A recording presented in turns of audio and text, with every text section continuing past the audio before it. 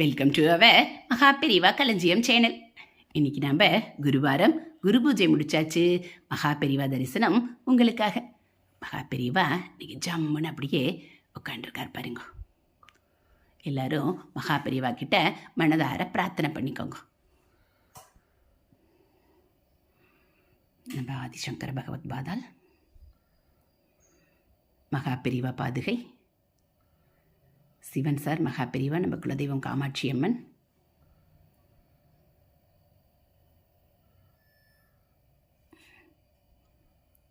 சிவன் சாரும் மகாபெரிவாள்.